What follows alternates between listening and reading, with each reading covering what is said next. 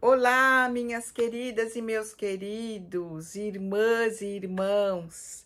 Saúdo a todos com muita alegria e desejo um feliz Natal, na graça e na paz de nosso Senhor e Salvador Jesus Cristo. Que privilégio, meus queridos, nos encontrarmos no aconchego do lar e neste dia tão especial e caro para nós cristãos, o dia de Natal, nascimento do nosso Salvador Jesus. Dentro do tema, meus irmãos, desse mês de dezembro, Jesus ontem e hoje, falaremos nessa aula sobre Jesus nascido de Maria. Para nós cristãos, certamente, as duas datas mais marcantes são o Natal e a Páscoa, os marcos históricos que mudaram a humanidade e confirmaram a promessa do próprio Deus, pré-anunciada em Isaías, referente à salvação do homem judeu e não judeu. Nesse contexto, queridos, da vinda de Cristo, da sua vida, paixão e morte, tivemos muitos personagens que se distinguiram, que foram escolhidos por Deus para auxiliarem Jesus em sua missão terrena, bem conhecida por todos nós. Associando esta observação ao tema desenvolvido nesse mês de dezembro, Jesus ontem e hoje, falaremos nesse domingo, mesmo que brevemente, sobre uma pessoa especial, grandemente agraciada e bem-aventurada, escolhida pelo próprio Deus para ser por ele usada dentro do seu plano de salvação da humanidade. Para tanto, iniciaremos nossa conversa de hoje destacando um trecho do livro de Isaías. Está Isaías, capítulo 7, versículo 14. Vamos ler juntos? Acompanhem aí, meus irmãos. Portanto, o Senhor mesmo vos dará um sinal. Eis que a Virgem conceberá e dará à luz um filho e lhe chamará Emanuel.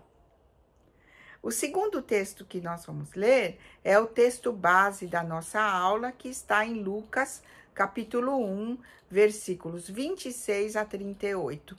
É um trecho longo, mas é tão gostoso de ler, tão intuitivo, tão edificante, que nem os irmãos vão se cansar. Vamos fazer essa leitura, então? Acompanhem aí comigo.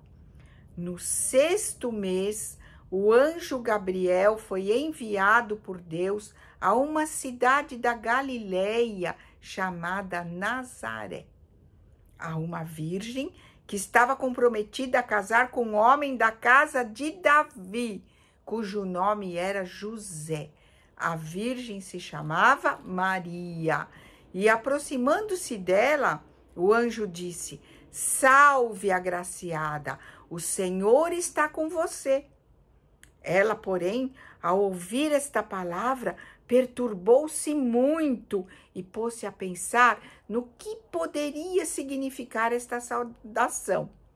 Mas o anjo lhe disse: Não tenha medo, Maria, porque você foi abençoada por Deus. Você ficará grávida e dará à luz um filho, a quem chamará pelo nome de Jesus. Este será grande e será chamado Filho do Altíssimo. Deus, o Senhor, lhe dará o trono de Davi, seu pai. Ele reinará para sempre sobre a casa de Jacó, e o seu reinado não terá fim. Então Maria disse ao anjo: Como será isto, se eu nunca tive relações com homem algum? O anjo respondeu: O Espírito Santo virá sobre você, e o poder do Altíssimo a envolverá com a sua sombra. Por isso, Também o ente santo que há de nascer será chamado Filho de Deus. E Isabel, sua parenta, igualmente está grávida, apesar de sua idade avançada, sendo este já o 6º mês de gestação para aquela que diziam ser estéril. Porque para Deus nada há impossível. Então Maria disse: aqui está a serva do Senhor, que aconteça comigo conforme a sua palavra. Então o anjo foi embora. Muito bem, meus queridos. Quem é essa pessoa agraciada de Deus da qual falaremos hoje? Esta é Maria, a mãe de Jesus. Vamos então fazer uma oração nesse início de aula, queridos? Vamos orar juntos. Senhor, nosso Deus e nosso Pai, colocamos o nosso coração, a nossa mente nas tuas mãos. Que esta aula seja edificante, seja para o nosso crescimento espiritual, para que nós tenhamos mais motivos para te louvar, para sermos fiéis a ti e agradecidos por toda a obra que tu planejaste e realizas na nossa vida. Guarda-nos, Senhor, de todo mal e inspira-nos com a tua palavra neste dia tão especial, dia de Natal. Nós oramos em nome de Jesus. Amém. Queridos, eu os convido então a estudar um pouco sobre Maria, como uma crente fiel, que certamente o foi, como uma mulher agraciada por Deus, conforme consta na sua palavra, e que deve servir para todo cristão como referência, como paradigma de uma serva fiel a Deus. Nessa aula, querido, nós vamos responder a 2 perguntas, cujas respostas podem nos esclarecer bastante sobre Maria e o seu papel no cristianismo. A primeira pergunta é: quem era Maria? E qual é a sua origem? Como ela se insere na genealogia de Jesus? E a segunda pergunta: como Maria deve ser vista e admirada por nós cristãos? Muito bem. Primeira pergunta: quem era Maria? Qual é a sua origem e como se insere na genealogia de Jesus? Vejam, a Bíblia não fala claramente acerca da genealogia de Maria. Ao lermos os evangelhos, especialmente os de Mateus e Lucas, vemos explicitada a genealogia de Jesus, mas ela se liga a Maria por meio de José, o marido de Maria, que é descendente direto de Davi. Entretanto, queridos, segundo alguns estudiosos, embora não com toda certeza, entende-se que Maria também seria da tribo de Davi, pois, de acordo com a tradução judaica, nós podemos ler em Números 36, versículos 6 a 8, nós temos essa orientação. Vejam bem, vamos ler juntos. Esta é a palavra que o Senhor mandou acerca das filhas de Zelofeade, dizendo: sejam por mulheres a quem bem parecer aos seus olhos, contanto que se casem na família da tribo de seu pai. Assim, a herança dos filhos de Israel não passará de tribo em tribo, pois os filhos de Israel se hão de vincular cada um à herança da tribo de seus pais. Qualquer filha que possuir alguma herança das tribos dos filhos de Israel se casará com alguém da família da tribo de seu pai, para que os filhos de Israel possuam cada um a herança de seus pais. Nós não podemos afirmar, mas pode ser, né? Há indícios de que Maria também fosse da tribo de Davi, então, como José, o seu marido. Como sabemos, queridos, com poucas exceções, a tradição judaica não costuma enfatizar a genealogia das personagens do sexo feminino, e isto não foi diferente com Maria. Informações colhidas por historiadores do cristianismo provêm de tradições orais que foram registradas tempos depois, quando a igreja já estava bem fundamentada, e também de uma literatura que seguiu paralelamente ao Novo Testamento, como, por exemplo, os evangelhos apócrifos, dentre os quais nós destacamos hoje o chamado Evangelho de Tiago ou Proto-Evangelho de Tiago, que trata da natividade de Maria e não se sabe sobre a sua autoria. No final da aula, nós vamos colocar as referências e os irmãos poderão ver que é possível que os irmãos leiam, não é? Se tiverem curiosidade, se quiserem estudar esse proto-evangelho de Tiago. Segundo este evangelho de Tiago, Maria seria a filha de Joaquim e de Ana. Ana, por sua vez, seria estéril e teria sido agraciada por um milagre de Deus e então concebido Maria. Segundo esta fonte, Joaquim seria filho de Eli, descendente de Davi, portanto da tribo de Judá, e Ana descendia da linhagem de Arão. Segundo esse evangelho apócrifo, Ana seria irmã de Maria de Cleofas, mãe de Salomé e de Sobé, mãe de Isabel, que geraria São João Batista. Por isso, Isabel é prima de Maria e Jesus e João Batista eram primos de segundo grau. Nesta parte, existe uma informação no Evangelho de Lucas, mais precisamente no 5º versículo do 1º capítulo. Vamos ler Lucas 1, versículo 5? Acompanhem comigo. Nos dias de Herodes, rei da Judéia, houve um sacerdote chamado Zacarias, do turno de Abias. Sua mulher era das filhas de Arão e se chamava Isabel. Muito bem. Isabel era prima de Maria, portanto, sobrinha de Ana, que, segundo a descrição do Evangelho de Tiago, era da descendência de Arão. Como se vê, estas trajetórias se encontram. Enfim, é isto. Poderíamos passar mais tempo nessa parte, que é muito interessante, mas nós vamos seguir adiante. Vamos para a segunda pergunta. Como Maria deve ser vista e admirada pelo cristão? Comecemos por alguns pormenores, que também são interessantes, porém, nem todos descritos na Bíblia Sagrada, mas em literatura produzida posteriormente, ao longo da Idade Média, quase toda baseada em livros apócrifos do 1º e 2º séculos, em especial o Evangelho de Tiago, que nós já citamos hoje. Acerca dos pais de Maria, meus queridos, muito possivelmente esta tradição é procedente, pois são várias as fontes que reiteram as mesmas informações, inclusive o fato de que Ana, que seria a mãe de Maria, a concebeu com idade bastante avançada, a ponto de se ter um registro de que falecera pouco tempo depois da criança ser apresentada no templo.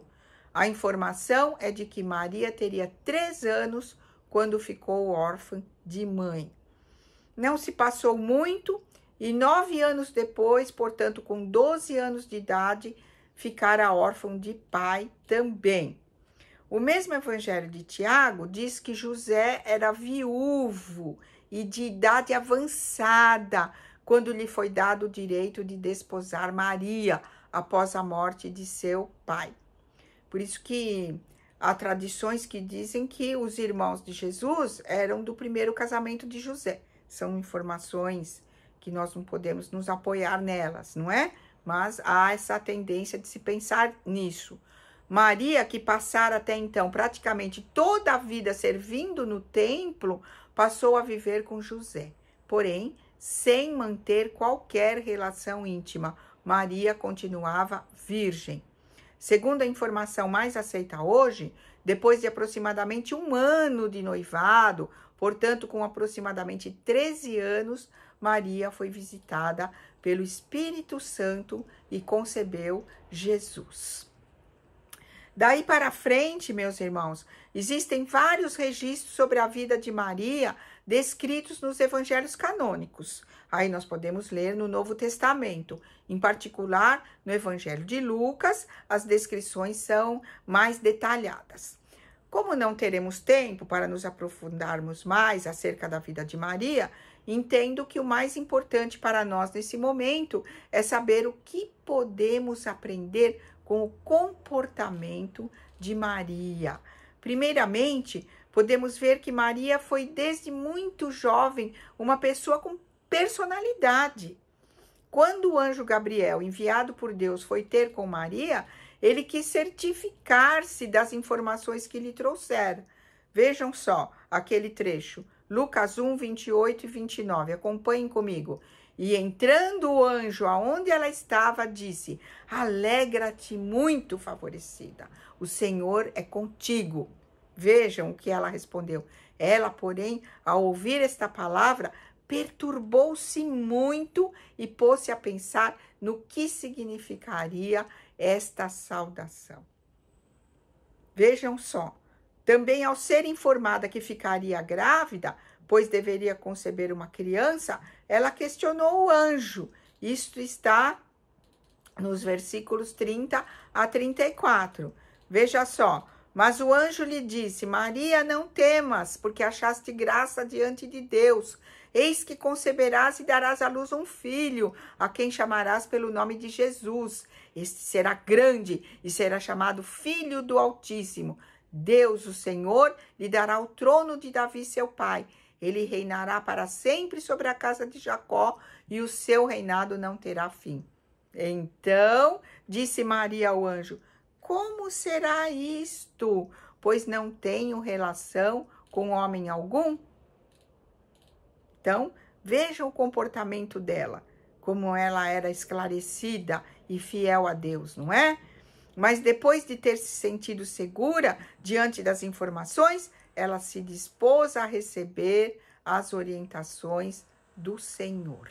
Aí nós vamos ler os últimos versículos 35 e o versículo 38. Respondeu-lhe o anjo: descerá sobre ti o Espírito Santo, e o poder do Altíssimo te envolverá com a sua sombra. Por isso, também o ente santo que há de nascer será chamado Filho de Deus. Então disse Maria: aqui está a serva do Senhor, que se cumpra em mim conforme a tua palavra. E o anjo se ausentou dela. Queridos, depois dessa experiência sui generis, vemos uma Maria admirada por outras pessoas, mas também grata, conforme algumas manifestações relatadas no mesmo Evangelho de Lucas, destacando-se o Magnificat, ou Canto de Maria, que está descrito nos versículos 46 ao 55 de Lucas, do mesmo capítulo, que os irmãos poderão ler depois, se quiserem lembrar, não é? Maria também demonstra ser zelosa junto aos seus familiares, como na visita que fez a Isabel e o acompanhamento de seu marido em seus compromissos. Foi durante o cumprimento de certo compromisso que Maria acabou dando à luz ao menino Jesus. Maria, queridos, manteve-se sempre fiel a Deus, seguindo continuamente suas orientações, seja sozinha, como acompanhada de outras pessoas, como, por exemplo, a fuga para o Egito por conta da perseguição do rei Herodes, de acordo com a descrição do Evangelho de Mateus, não é? Segundo capítulo, versículos 13 a 15, essas referências os irmãos podem ler depois, não é? Maria foi uma mãe cuidadosa e preocupada com seu filho, como qualquer mãe responsável que conhecemos. Vemos, por exemplo, a preocupação de Maria e de José, quando deram pela sua falta durante o regresso das festividades da Páscoa, ocorridas em Jerusalém, de acordo com o relato no segundo capítulo do Evangelho de Lucas, versículos 41 a 52. Outro ponto interessante, queridos, da vida de Maria, é a de que, como mãe, conversa com Jesus, porém, ela não intervém em seu ministério. Como, por exemplo, na ocorrência do primeiro milagre de Jesus citado na Bíblia, no Evangelho segundo João, João capítulo 2, versículos 1 a 12, acerca da falta de vinho nas bodas de Caná.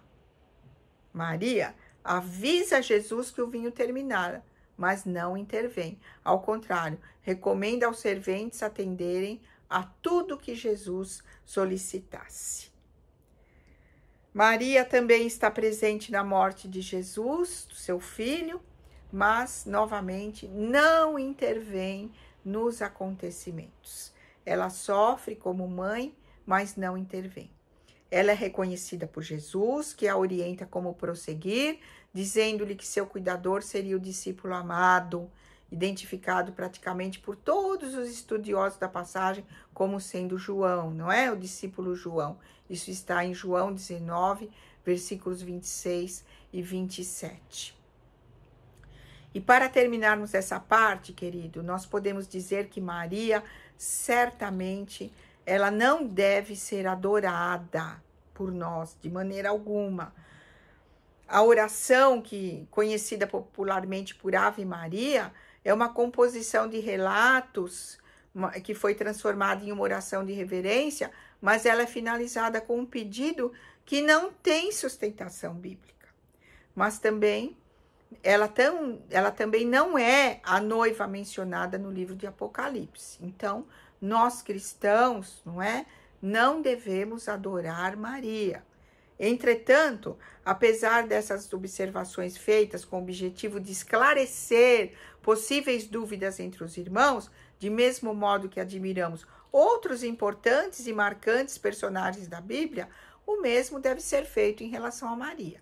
Nós podemos admirar a sua vida, o seu testemunho. Detalhes da vida de Maria podem servir de inspiração para que nós sejamos cristãos cada vez melhores, não é?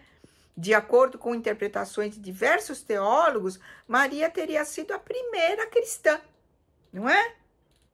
Então, existem estudos interessantes sobre o possível cotidiano de Maria. Um desses que nós também colocaremos nas referências, não é? Se os irmãos quiserem procurar para ler, gostam de estudar sobre o assunto, é de autoria do Frei Clodovis Boff. Os irmãos podem ler no livro O Cotidiano de Maria de Nazaré.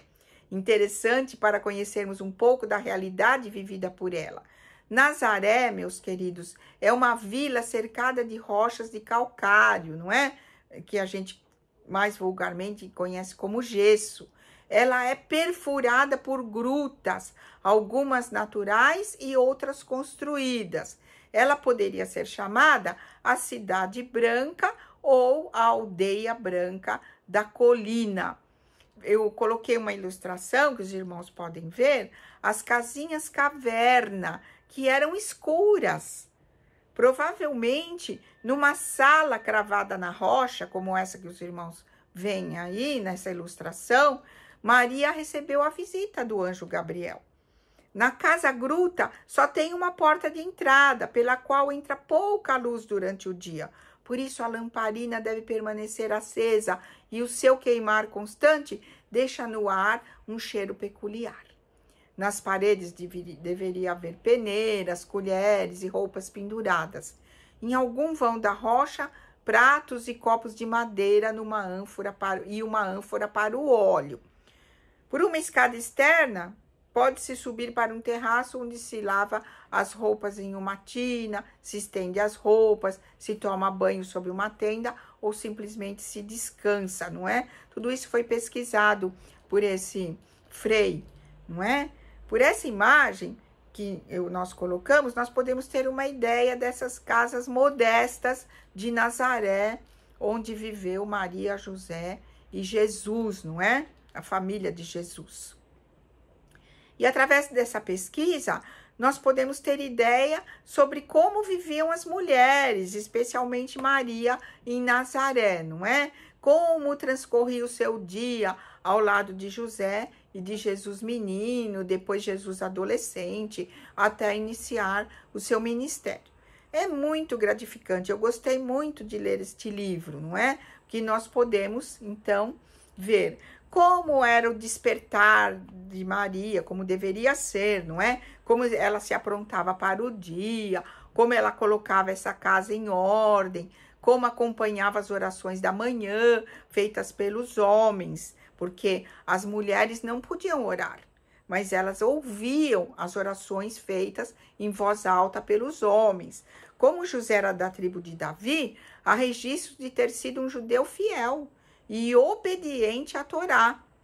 A primeira oração da manhã é um beracá, como esta que está transcrita aqui. O homem, né, José, no caso, ele adorava em pé, não é? Com as mãos para o alto. E a oração poderia ser esta, que os irmãos podem acompanhar aí. Bendito sejais, Senhor Deus do universo, Criador da luz e das sombras, que dais a paz e criais tudo, que com misericórdia concedeis a luz à terra e aos seus habitantes, e que a cada dia renovais para sempre a primeira aurora do mundo.